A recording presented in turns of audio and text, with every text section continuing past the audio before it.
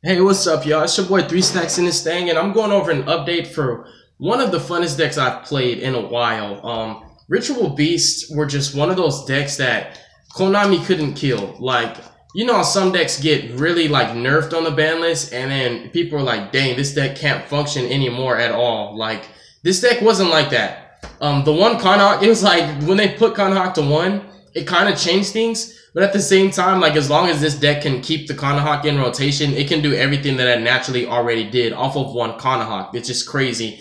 This deck is really combo-centric. It is similar to Crystron's, I feel like, and Crystron's and this deck have one thing in common.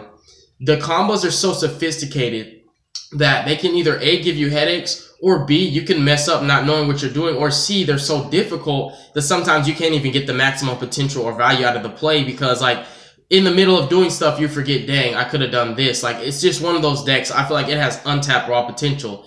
And yes, this is my opinion, of course. I feel like this deck is really good. Some Ritual Beast fans will say that it's good, and some people watching the video will say this deck sucks. You know, I don't even understand why you think it's good. But honestly, the kind of YouTuber I am, I think all decks are good. It just depends on how you build it. I feel like every single deck has a chance. And my sensei taught me that. Because I used to think that meta was the only thing that can top. And my bro told me this. Any deck can top. You just have to build it right and play it right. And it might not beat every single deck in the world, but it will have a chance to be able to beat decks simply by building it the right way or splashing it with the right engine. So this is one of those decks that I feel like it has potential. I'm not going to say that bad decks are good because there are decks that are really just downright bad, but I feel like every deck has more potential than a lot of people can see because some people just choose not to play them because, you know, people don't play them, so they're just like, there's a reason why, I guess. So we're going to hop into the main deck. For monsters, we're playing 3 copies of Ritual Beast, Tamer, Elder. There is a long story behind Ritual Beast and how they used to be Gustos. I told that in my other Ritual Beast deck profiles. We're not doing that today. But Elder is what you want to open up with. He's your starter up play. Like, if you have him in Kanahawk, you can do some things, believe it or not. Then we're playing 2 copies of Win and also 2 copies of Laura. These chicks are really dope. I feel like they're good at 2. Like, some people will play like 1 and 1, and I understand, like, you know, you can play one of them and get away with it, but I just feel like they're way too good. Like, they've came up multiple times where I needed the second of this or I needed the second of this. Like, and I was like, dude, I just want to play 2 of each. And it's also important having the right ratio between your tamers and also your beasts, because the tamers and the beasts synchronize together, basically in harmony, and they fuse into like this being that's basically a combination of the both of them. And it's really cool, but you basically need to open up with Tamers and Beasts. So you can't play too much Tamers and you can't play too much Beasts, if it makes sense. 1 copy of Zephyr Pilica basically does the same thing as Laura, except it's a pendulum, so sometimes it's good, sometimes it's bad, but it's just a different name. One thing also that I forgot to mention is every Ritual Beast monster, which is whether it's a Tamer or, you know, an actual spiritual beast, they can only be special summoned once per turn. Konami put that restriction on these monsters for a reason, because if they didn't have that restriction, this deck would have a loop where it would just go off for 40 minutes and then you go into time, and then once it's done, it will just kill you. Like, it can literally, this deck, if it didn't have that restriction, it can go off forever. Like, it just can keep going off, and never stop. Like, that's why Konami said, no, you can only special summon each of these once per turn. 2 copies of Window, one of the newer supports. Not very new, it's from Raging Tempest. Basically, she is something that the deck really needed. She is a monster that's considered a spiritual beast and a tamer at the same time, which is very important. So when you open up with this, she's a versatile card, because one of the problems with Ritual Beasts in the past was you'd open up with too much tamers or too much beasts, or like just 1 and not anything else. And also she's a floater. She's destroyed by battle or card effect by your opponent. If she's destroyed pretty much by any means, she doesn't have to hit the graveyard. It's just if she's destroyed, she special summons any spiritual beast. Let me see. It should say any Ritual Beast monster from your deck or your extra deck, ignoring its summoning conditions. And next up for the spiritual beasts, we're playing 3 copies of Kanahawk. Kanahawk is spiritual Ritual Beast Tamer Elder's pet. Then we're playing 3 copies of Rampengu. Rampengu belongs to Zephyr Pilica. That's her pet. And these are your starter ups. You want to open up with these because they start up the combo with Kanahawk. It's very important to have your Banish Zone and also your graveyard loaded up. Those are the 2 pools of resources that this deck taps into like no other. Its Banish Zone is its biggest and greatest pool of resources. The Banish Zone is more important than a grave, but you do need resources in both. So this deck needs to set itself up. And these are the monsters that do that for you. And then we're playing 2 copies of Spiritual Beast Apelio. He's a great card, but I just don't see value in playing 3 of him, because if you have him in your first turn hand, all he's literally going to be is a Spiritual Beast name. But his effect during either player's turn can banish a Spiritual Beast card from graveyard, and all of your Beast monsters, your Spiritual Beast monsters, Ritual Beasts, all of them gain 500 attack and defense for the rest of that turn. Then we play 1 copy of Pedalfin. The cute thing about this card is it outs a lot of monsters that you wouldn't even believe it does. It can banish a Ritual Beast card from your hand to bounce any card from the field back to the hand. That is going to summon up for the monster lineup. When Zodiacs were not banned, I was playing this deck with Zodiacs, and it was one of my favorite builds of Zodiacs that I had ever ran into.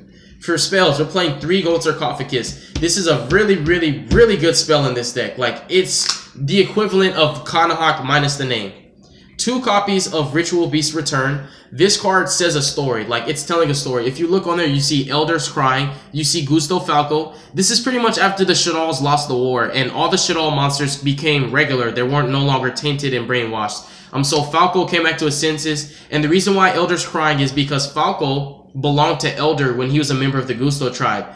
Gusto Kamui is actually the Elder. It's just, this is him when he's grown up, and he misses his, he misses his bird. Falco was his best friend. It's like they're companions. Think of it, if you watch Fairy Tail, as the Dragon Slayers and their cats, if you watch that anime. But 2 return, because it's an extender, and like, when I resolve 1, I always want the second one. So I just like playing it at 2. It's a great extender. It not only loads your Banish Zone, but at the same time, it allows you special summon another name, which is very important. And then 1 bond. It's just perfect at 1. You just want to play this in battle phase just to kill more. And then 1 DeFi. These are the cards that help me going second. We're playing 2 copies of Forbidden Chalice, 1 copy of Dark Hole, and also 1 copy of Raigeki. Raigeki is really, really good. So is Dark Hole. This deck struggles going second. It is an absolute going first deck. So you need to play cards like this. And since we're not doing any hand traps, because a lot of people have asked me to do deck profiles with no hand traps, I decided that Dark Hole and Raigeki would be the best thing you can have for going second. Then for the traps, we're playing 3 copies of Ritual Beast Steeds. This allows you to destroy any number of monsters on the field up to the number of spiritual or Ritual Beast monsters that you control. Then we're playing 3 Ambush. It's special summons from the grave and or the Banish Zone. It's just really, really dope. But you have to special summon a Tamer and a Spiritual Beast, so you have to have the different names. But it's kind of like a baby soul charge, I guess you could say. But it summons 2 monsters, so this in tandem with Steeds, there's like an infamous combo. If you don't know the combo, you just probably weren't playing Yu-Gi-Oh! Around that time. But everybody who's been playing Yu-Gi-Oh! Around this era, they know this combo. Like, the Ambush Steeds was game-changing. And then 3 copies of Solemn Strike, 1 Solemn Warning, and 1 Macrocosmos. DeFi and Macrocosmos are floodgates that you can play in this deck simply because you actually need to banish, so it helps you and hurts your opponent. The extra deck is going to be as follows. 2 Ultia Gaia Paleo. You use 1 name for your Rampengu, and the other one you actually summon.